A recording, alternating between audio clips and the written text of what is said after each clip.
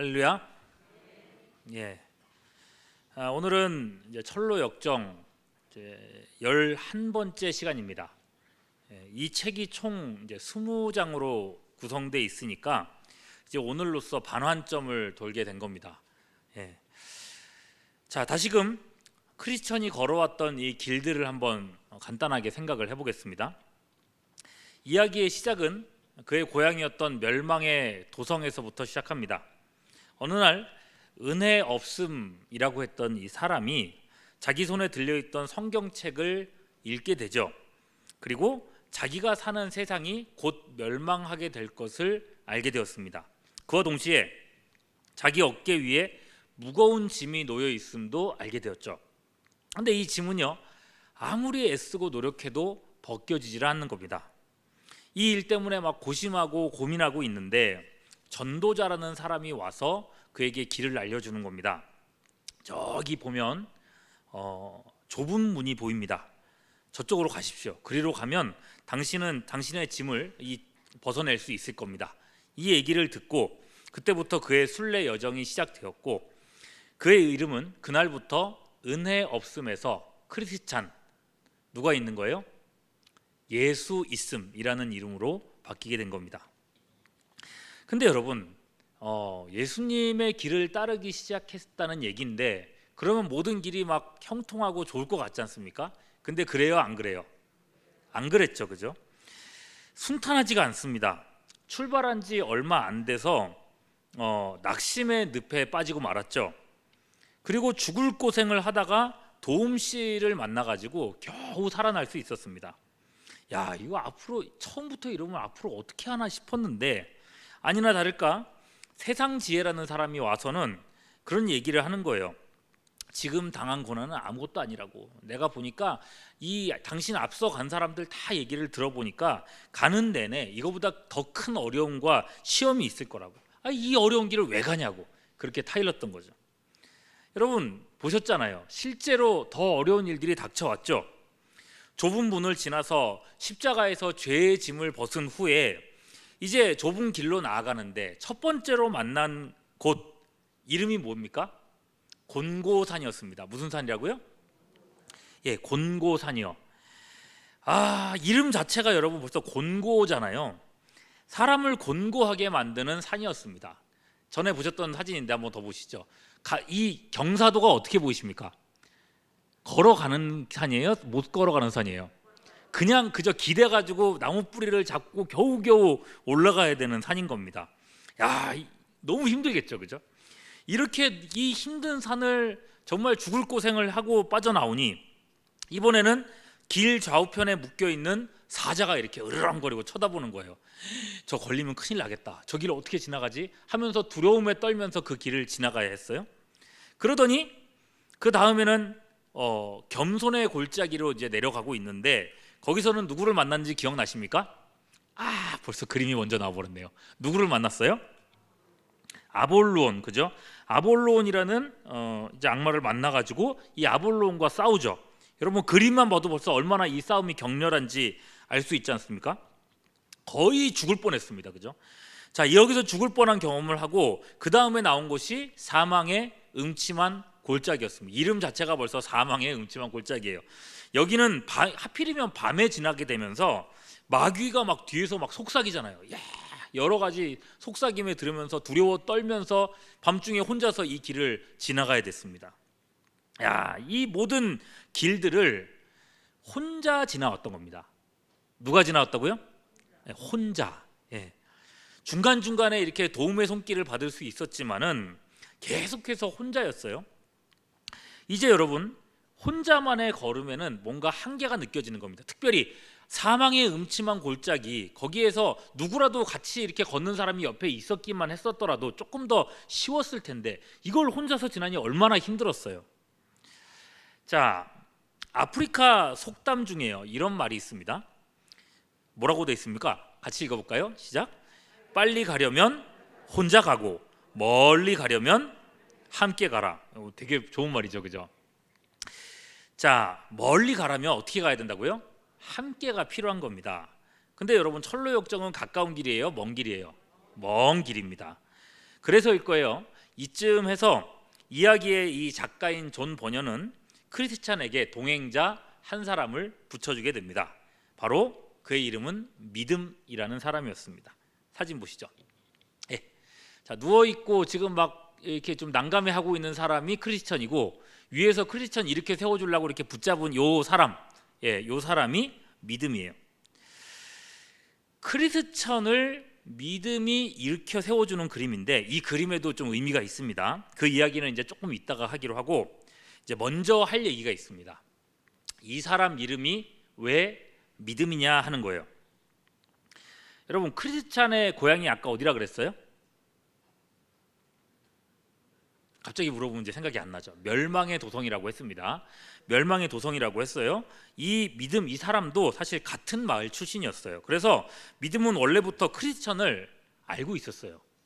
어느 날 크리스찬이 멸망의 도성을 떠나서 길을 나선다고 했을 때에, 크리스찬은 이미 길을 나서버려서 잘 몰랐지만은 이 지역의 많은 사람들이 그의 모습을 보고 동요했습니다. 설마 진짜로 떠날 줄이야, 저러다가 말겠지 했는데, 물론 대다수의 사람들은 크리스찬의 행동을 보고 이렇게 조롱했었습니다. 그러나 그런 중에 한 사람, 길을 떠난 크리스찬에게 도전을 받은 사람이 있었던 겁니다. 크리스찬이 변화되어 떠나간 이 사실 자체가 이 사람의 영혼을 뒤흔들어 놨습니다. 크리스찬의 이 결단과 행동을 보고 그에게 믿음이 생겨난 겁니다. 그렇게 그의 이름은 뭐가 됐어요? 믿음이 됐습니다. 자, 그리고 여기에 오늘 작가가 찌르고자 하는 포인트가 있습니다. 여러분, 처음에 이야기를 더듬어서 생각해 보십시오. 처음 우리가 이제 철로역정 이야기 들었을 때, 크리스천이 성경의 진리를 깨닫고 세상의 멸망을 깨달은 후에 처음에는요, 사람들에게 이 멸망의 사실을 막 알리고 다녔습니다. 이 세상이 망할 겁니다. 우리는 이 세상을 피해야 됩니다. 그리고 계속 말하고 다녔죠. 그렇게 소리를 쳤을 때 사람들 어떻게 반응했었습니까? 기억나십니까? 호의적으로 나왔나요? 당신이 하는 말을 들으니까 우리도 빨리 도망가야겠어, 그렇게 반응한 사람들이 있었습니까? 없었습니다. 그죠? 심지어 그의 가족들마저도 크리스천을 외면했습니다. 영향력이 있었어요, 없었어요?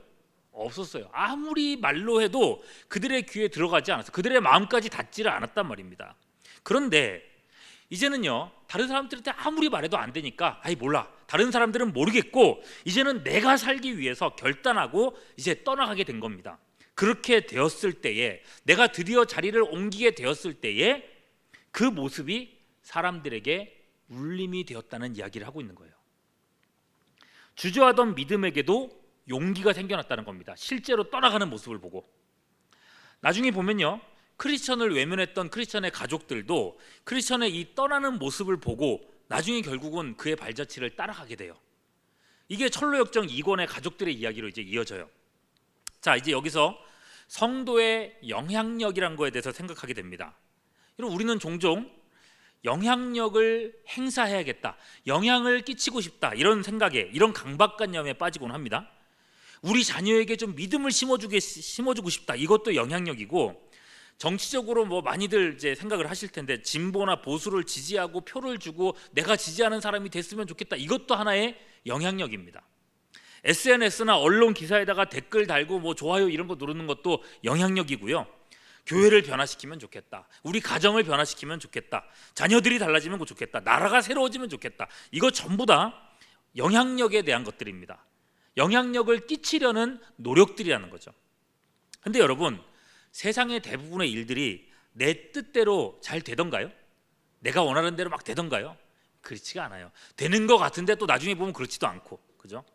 그런 상황 속에 놓여 있을 때 좀 자괴감에 빠지게 됩니다. 내가 이 정도밖에 안 되나?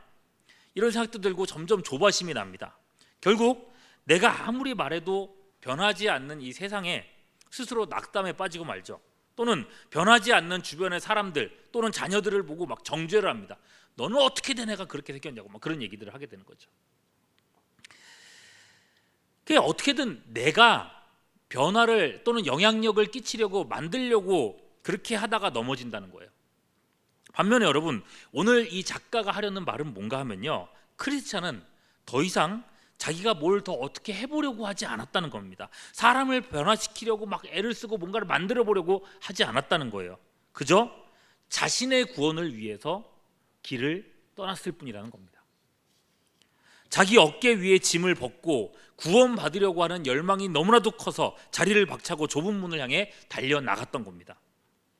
다른 사람들의 시선, 심지어 가족들이 나를 어떻게 볼까 하는 것조차도 신경 쓰지 않았습니다. 내 영혼을 구원하기 위해서 모든 것을 버리고 뛰쳐나갔습니다. 그랬을 때 죄에서 떠나기 위한 이 개인적인 몸부림과 결단을 사람들이 지켜보게 된 겁니다. 말은 듣지 않았지만 그의 행동을 보게 된 거예요. 크리스찬의 고민과 결단과 행동은 그를 지켜보던 다른 사람들의 결단으로 이어지게 된 거예요. 영향력을 끼치려고 노력하고 애썼을 때는 아무 소용이 없었는데, 그저 내가 살기 위해서 떠나갔을 때, 내가 말하는 것들을 내가 행동으로 옮겼을 때, 그것이 영향력이라고 하는 힘으로 바뀌었더라는 것입니다. 여러분, 이게 어쩌면 영적인, 하나님께서 정하신 영적인 원리일지도 모르겠어요. 우리나라에도요, 엄청난 부흥 운동이 일어난 때가 있습니다. 여러분 다 아시죠? 무슨 대부흥 운동이라고 하죠? 평양 대부흥 운동이라고 알고 있으실 겁니다. 여러분, 이 부흥 운동이 1907년도 그 부흥 운동이 일어났을 때 보면은 그야말로 여기다가 대부흥이라고 하는 이름을 붙이기가 그런 할 만한 그런 일들이 많이 일어났죠. 무엇보다 부흥이니까 여러분, 교회가 어떻게 됐을까요? 그죠? 교회가 수없이 많은 사람들이 들어왔겠죠. 그죠? 수천 수백 명의 사람들이 막 앉을 자리가 없도록 막 교회로 몰려 들어왔습니다. 예배마다 가득가득 채워지는데, 사진 한번 띄워주시죠. 당시에 막 평양 대부흥 운동 일어났을 때 교회마다 가는 곳마다 이렇게 사람들이 채워졌다 그래요. 그죠? 머리수들 보면 장난이 아니잖아요. 자, 이렇게 수많은 사람들이 왔는데 교회만 채워진 게 아니라 사회적으로도 엄청난 파장을 일으킨 사건이 되었다고 합니다. 범죄율이 줄어들었고 가정이 회복되는 일들이 막 일어났다고 해요. 자, 이런 영향력, 조선 사회 전체를 뒤흔들 만한 영향력이 일어난 거예요. 자, 이때 이런 부흥 운동이 있었기 때문에 오늘날 한국 교회가 이만큼까지 이 불교 사회에서, 유교 사회에서 기독교가 이렇게까지 커지는 위상이 생겨날 수 있었다는 거예요. 그러면 여러분, 대부흥이 일어나게 된 계기가 뭐냐, 원동력이 뭐냐라고 했을 때 여러 가지를 얘기할 수 있겠지만은 대부분의 역사학자들은요, 이걸 얘기합니다. 사경회요. 뭐라고요? 사경회. 사경회가 뭔가요? 이게 뭐냐면요, 일정 기간 동안 집중해서 성경 말씀을 배우는 회집입니다. 어떤 회집이라고요? 성경 말씀을 배우는 회집. 짧게는 일주일에서부터 길게는 3주 동안도 했다고 해요. 그런데 이때에 교인들이 얼마나 하나님의 말씀을 사모하고 얼마나 듣고 싶어 했는지, 진짜 성경을 듣기 위해서, 공부하기 위해서 등에 쌀가마니를 일주일 동안 또는 3주일 동안 한다 그랬잖아요. 먹으면서 해야 될 거 아닙니까? 그래서 등에다가 쌀가마니를 이고 산을 넘고 와가지고 이 말씀 집회를 들었다고 합니다. 심지어는요, 자료 사진 좀 띄워주시죠. 이 양화진에 있는 자료인데요, 뭐라고 적혀 있는지 보십시오. 사경회에 참석하기 위해서 몇 개의 산을 넘었다고요? 12개의 산을 넘어서 몇 킬로를? 214km를 여자분들이 걸어서 왔답니다. 뒤에 보면 중간에 애기도 있죠, 그죠? 애기까지 안고 214km를 걸어서 왔다는 거예요. 뭐 하려고요? 사경의 말씀 들으려고요. 이해할 수 있겠습니까? 지금의 우리라면 이해할 수 있을까요? 아유, 뭘 그렇게까지 해. 여러분, 이분들은요, 자신이 내가 말씀을 듣기 위해서 목마름을 채우고자 열심을 냈던 것입니다. 내가 살려고, 내 영혼이 살아나기 위해서 사경회에 참석했다는 것입니다. 이런 열심이 어디 있겠어요? 그런데 이런 모습들이, 이런 한 사람 한 사람의 말씀을 향한 집념과 이 모습들이 주변 사람들에게 영향을 미치기 시작했더라는 거예요. 도대체 저 사람들이 듣고자 하는 말씀이 뭐길래 저렇게까지 먼 곳을 아무렇지도 않게 그렇게 다니나, 그렇게 궁금해하는 사람들이 생겨났고, 그런 사람들이 교회를 또 찾기 시작합니다. 그리고 들어오면 어떻게 돼요? 말씀을 들어요. 뭐길래 열심히 말씀을 들어요. 그리고 어떻게 돼요? 변화돼요. 그런 영향력이 폭발했던 겁니다. 그리고 그게 대부흥 운동이 된 거예요.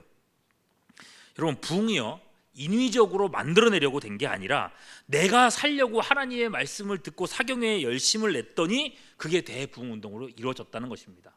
이게 학자들이 얘기하는 거예요.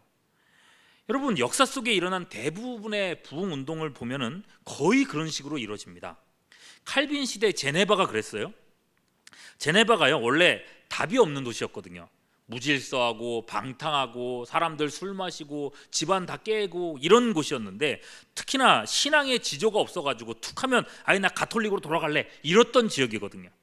그런데 개혁자 칼빈이 제네바에 청빙받아 와서 제일 처음에 목사회라는 조직을 구축합니다. 누구를 모았을까요? 목사회니까? 예, 그 지역에 있는, 시골에 있는, 도시에 있는 목사님들을 막 모아놨습니다. 그리고 목사님들을 모아놓고 매주 금요일마다 이날만큼은 하루 종일 하나님의 말씀을 치열하게 연구하기 시작했습니다.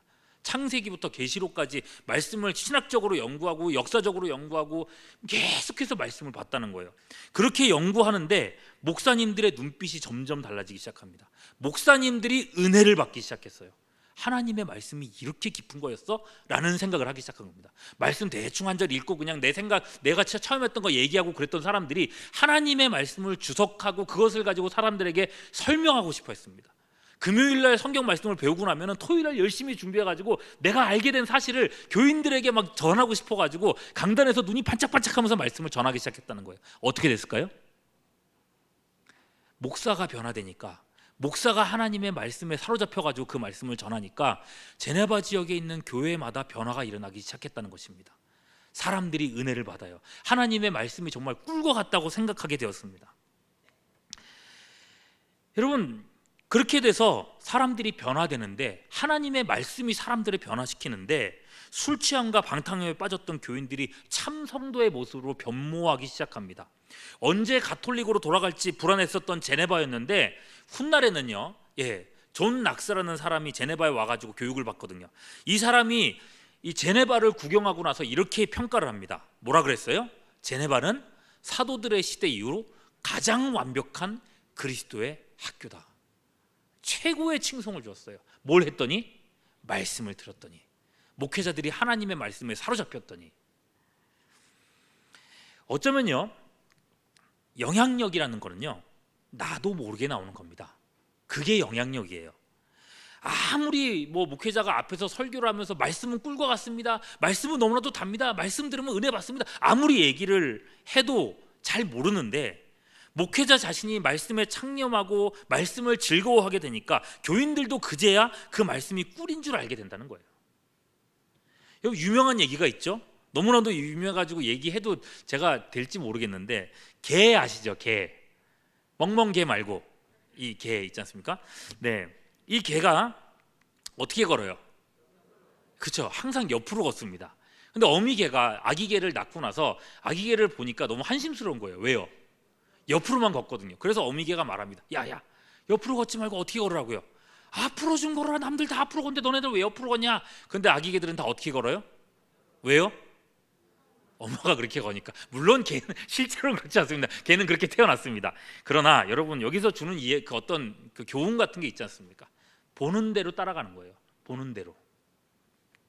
영향력은요, 잔소리 하듯 하는 말에서 나오는 게 아니라 내가 간절히 원해서 하는 그 행동에서부터 나오게 된다는 것입니다.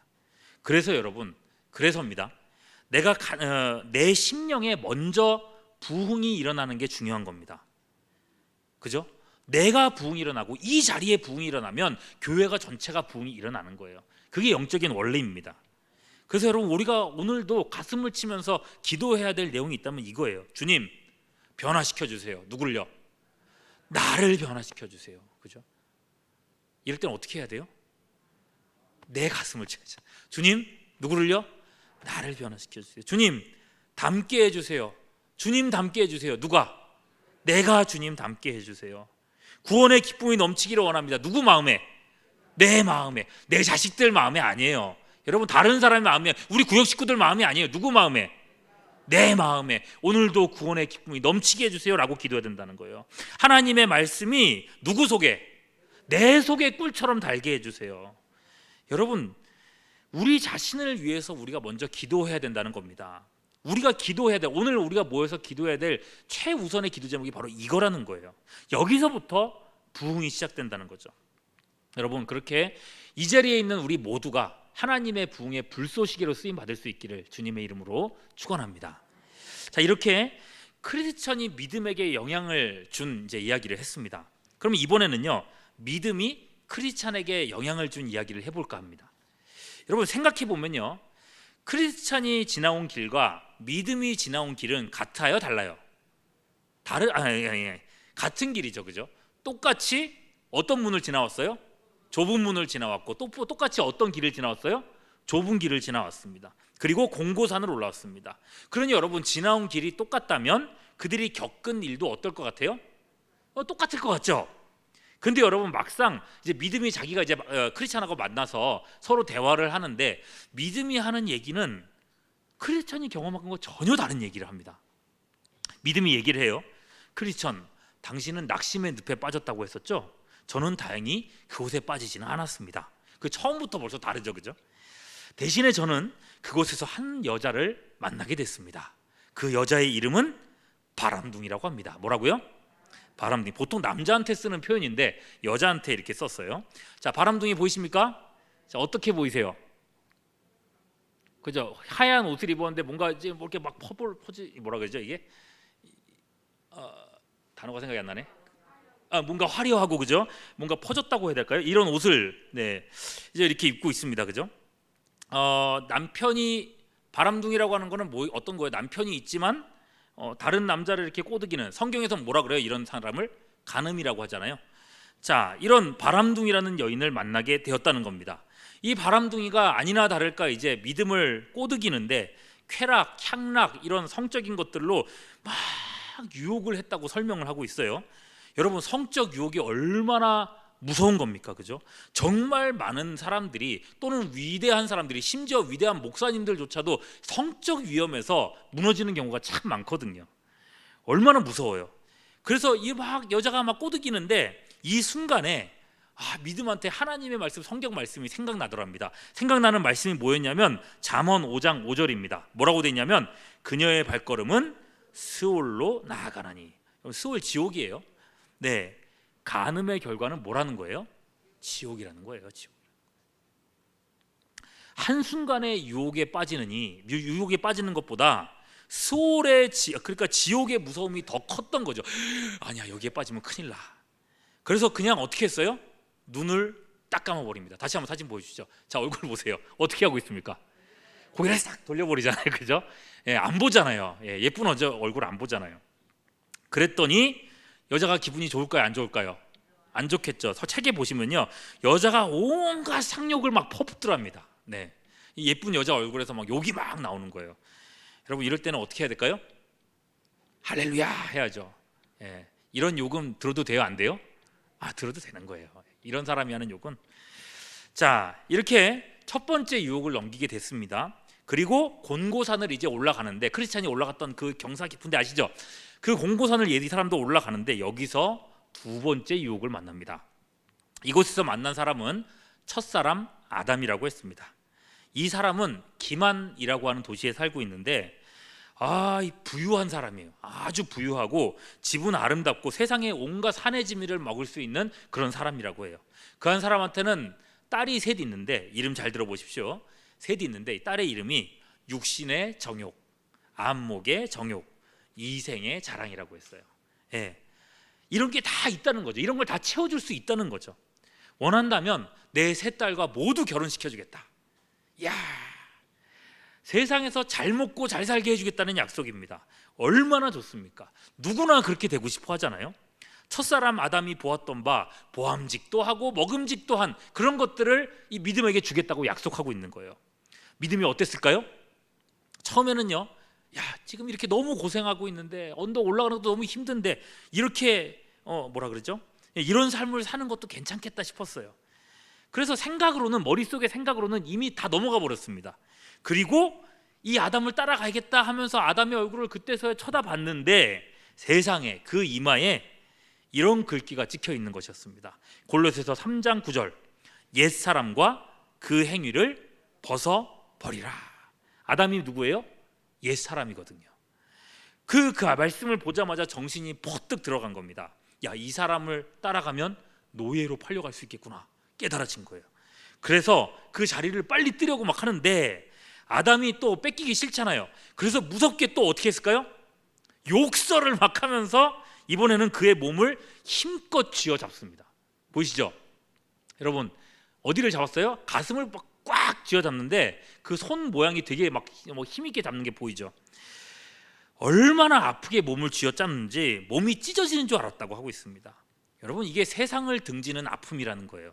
얼마나 어려운지를 이 그림으로 보여주고 있죠. 어떻게 하겠어요?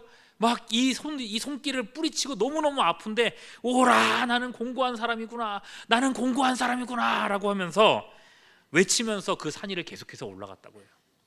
가다가 한 정자를 만납니다. 여기서 이 정자를 만나는데 이 정자가 어딘지 아시겠죠? 예, 어디입니까? 예전에 크리스천이 여기 올라가지고 잠자다가 성경책 떨어뜨렸던 거 기억나십니까? 기억 안 나실까 봐 사진을 다시 보여드릴게요. 네, 이곳이죠. 자, 여기서 다행히 믿음은 크리스천처럼 잠들지는 않았습니다. 대신에 여기서 다른 일을 겪게 돼요. 어느새 그의 뒤로 모세가, 누구라고요? 모세가, 아까는 누구였어요? 아까도 요한 아니, 아까도 모세 아니에요? 아까는 누구였죠? 아담이었고요. 자, 모세가 바람처럼 막 뛰어와서는 믿음을 후려친 겁니다. 엄청나게 세게 친 거예요. 얼마나 세게 쳤는지 한 번 맞고 기절을 했답니다. 그리고 겨우 깨어났는데 깨어나는 걸 보더니 또다시 후려치더랍니다. 그리고 또 막 기절하려고 막 하는데 정신을 막 못 차리면서 모세한테 얘기했대요. 아니, 왜 나를 이렇게 때리십니까? 그때 모세가 하는 말, 아담의 유혹에 마음으로 이끌린 죄 때문이다 라고 얘기했대요. 예. 마음으로 지은 죄도 죽을 죄라는 거예요. 무슨 모양이든 죄의 싹은 뭐예요? 사망이니까요. 마음으로 지은 죄도 너는 죽어야 될 죄인이다. 그리고 또 그 말을 하면서 내리치고 또 내리칩니다. 그리고 막 빌죠. 용서해 주세요, 잘못했어요 비는데도 모세가 이렇게 얘기합니다. 나는 자비를 알지 못한다. 이 소리만 할 뿐입니다. 여러분, 이게 율법의 역할이죠. 죄를 깨닫게 하는 것, 우리가 마음으로 지은 죄까지도 정죄하는 것이 율법의 역할입니다. 그렇게 거반 죽을 지경이 돼 있을 때입니다. 어떤 사람이 막 또 뛰어와서는 믿음을 와락 끌어안습니다. 그리고는 모세를 완료합니다. 그만하시오. 그림 나오죠. 예. 자, 믿음 보입니까? 믿음 표정 보이세요? 예, 그분 앞에 이렇게 딱 안겨가지고 살려주세요 그러고 있는 표정 보이시죠? 자, 이분 누굴까요? 네, 힌트를 드리자면 그의 손과 옆구리에 구멍이 나 있었다고 했습니다. 예수님이죠? 주님이죠? 여러분, 주님 아니었으면 믿음은 그 자리에서 죽을 뻔했습니다. 그렇게 한번 혼쭐이 나고 겸손의 골짜기로 이제 드디어 자기도 내려왔어요. 내려오는데 여기서, 자, 겸손의 골짜기에서 크리스천이 어떤 일을 겪었는지 기억나시죠? 크리스천은 여기서 누구를 만났어요? 아볼론을 만나지 않았습니까? 그죠? 거기서 막 싸움을 했지 않습니까? 근데 믿음은 다행히 아볼론을 만나지는 않았고 이번에는 불만이라는 사람을 만났답니다. 이 사람은 그래요. 겸손의 골짜기로 와보니까, 아니 내가 겸손하면은 막 상도 생기고 뭣도 막 주고 좋은 일도 생겨야 되는데, 아이 겸손해봤자 좋은 것도 없더라, 명예도 없더라 그러면서 뭐하러 어리석게 이 길을 가느냐고 그냥 돌아가자고 또 다시 믿음을 막 유혹을 했습니다. 또요, 그 다음엔 수치라는 사람을 만나는데 막무가내로 믿음을 몰아세웁니다. 그러면서 믿음에게 수치를 줍니다. 종교란 사람을 연약하게 만드는 도구야. 비천하고 낮은 사람들이나 신을 믿는 거야. 무식한 사람들의 소유물이야. 이렇게 얘기를 하면서 종교를 가지고 신앙생활하는 자체를 비난하며 그를 괴롭히고 그에게 수치를 주었습니다. 돌아가자고 자꾸만 유혹하는 겁니다. 이런 유혹들이 끊이지 않는 것이 믿음이 걸어왔던 길이었습니다. 자, 이 모든 유혹들을 그때마다 하나님의 말씀으로 잘 견디면서 여기까지 온 거예요. 그리고는 이제 믿음이 이렇게 노래를 부르죠. 자, 노래를 보겠습니다. 뭐라고 해요? 하늘의 부르심에 순종하는 사람들이 겪어야 할 시련은 많고 많도다. 육체에 해당하는 시험들이 오고 가고 또 새로이 오고 가나니 우리는 지금 아니면 다른 때에 그것들에 사로잡혀 정복당한 뒤 버림받을 것이다. 오 순례자여, 하늘 가는 나그네들이여, 그러니 우리 모두 경계하고 조심하여 장부답게 모든 시련을 또는 유혹을 어떻게 하자고요? 물리치자. 자, 여러분 여기서 크리스천이 갔던 길과 믿음의 길을 한번 비교해 보시기를 바랍니다. 크리스천과 믿음이 지나온 길 자체는 분명 똑같았습니다만 좁은 문이고 좁은 길이었죠. 그러나 여러분 그들이 겪은 일들은 사뭇 다른 걸 알 수 있습니다. 크리스찬으로 말하자면 가는 곳마다 몸으로 부딪히면서 막 싸웠어요. 전투적인 길을 왔습니다. 그죠? 그런데 믿음은 어땠습니까? 직접 싸움은 없었어요. 그죠? 피를 흘리는 일도 없었지만은 수없이 많은 유혹을 만나고 그 유혹을 견뎌내야 했습니다. 여러분 우리가 보기에는 전투적으로 막 싸우고 전진한 크리스찬이 더 대단해 보이겠지만은 유혹을 이기면서 나아간 믿음 역시도 소중한 사람이었던 것입니다. 믿음의 경험, 믿음이 지금까지 해왔던 경험은 크리스천이 겪어보지 못한 위협들이었습니다. 그래서예요, 믿음이 자신의 경험을 크리스찬에게 막 이야기를 할 때마다 크리스찬은 그의 경험에 맞는 성경 구절을 떠올리면서 와, 그 말씀 그대로 됐군요, 당신에게 그 말씀이 그대로 이루어졌군요 라고 하면서 맞장구를 칩니다. 이거를 다 말할 수는 없어요. 책을 직접 읽어보십시오. 앞서 예를 한 가지 들자면은 앞서 말씀드린 바람둥이 이야기요. 그 이야기에서도요, 바람둥이가 얼마나 위협적으로 유혹했는지 이야기를 들을 때에 크리스찬은요 누구를 떠올리냐면 요셉을 떠올립니다. 아, 보디발의 아내가 요셉을 꾀려 했던 그 일이 있었죠. 야, 이성의 유혹이 정말 무섭군요 라고 이렇게 맞장구를 칩니다. 간접적이지만은 생생한 경험을 했던 겁니다. 그렇게 배우는 거죠. 상대방을 통해서 자신의 신앙 경험치를 쌓아가고 앞으로 자신에게 닥칠지 모를 일들을 또한 대비하게 되는 것입니다. 그렇게 믿음이 크리스천을 세워주게 되는 것입니다. 이 그림이 바로 그런 그림이에요. 자, 여러분 그러면 전체 그림을 다시 한번 보십시오. 크리스천이 결단하고 떠나는 일을 통해서 믿음이 도전을 받고 그 길을 떠나게 됐지 않습니까? 그리고 또한 믿음 자신이 자신의 경험으로서 크리스찬이 경각심을 가지고 일어날 수 있도록 돕게 되었습니다. 겪었던 일들은 현저히 달랐지만은 서로를 판단하지 않습니다. 오히려 서로를 도우면서 철이 날카롭게 만들어갔던 것을 보게 됩니다. 지금까지 혼자의 걸음은 이제 둘의 걸음으로 바뀌었습니다. 멀리 가려면 어떻게 가야 된다고요? 함께 가야 한다. 그 격언대로입니다. 여러분, 교회가 그런 곳이지 않습니까?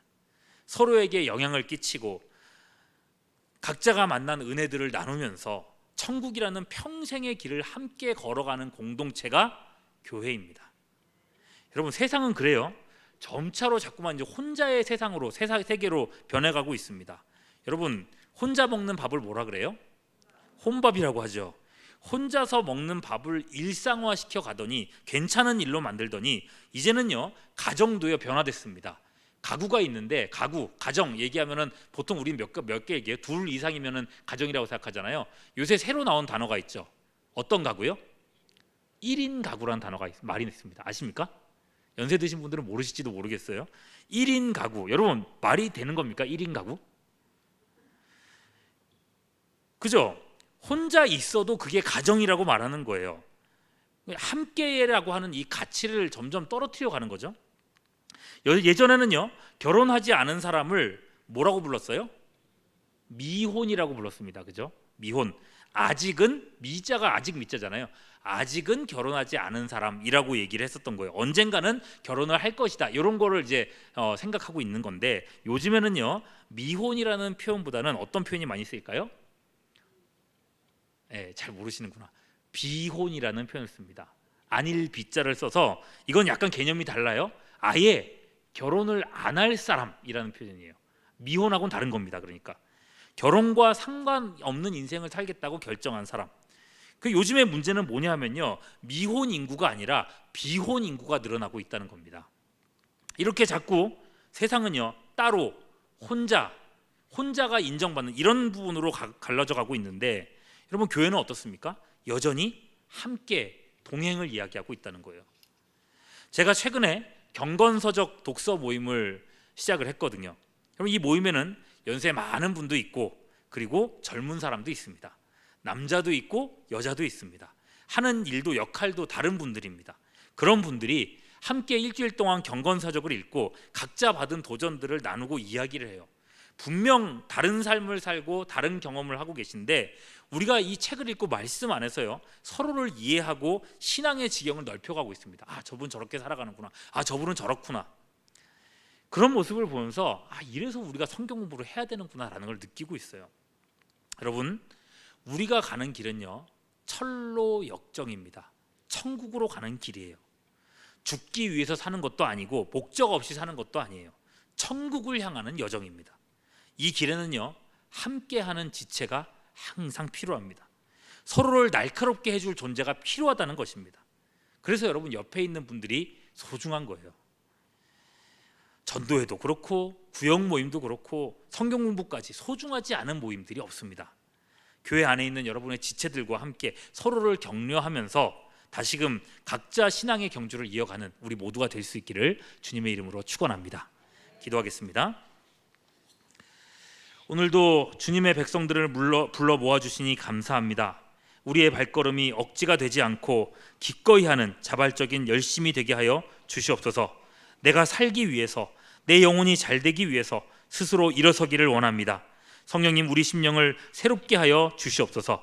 하나의 교회로, 구역으로, 전도회로, 부서로 각 사람을 묶어 주셨사오니 이건 역시 형식적인 모임이 되지 않게 하시옵고 철이철을 날카롭게 하는 복된 교제가 되게 하여 주시옵소서.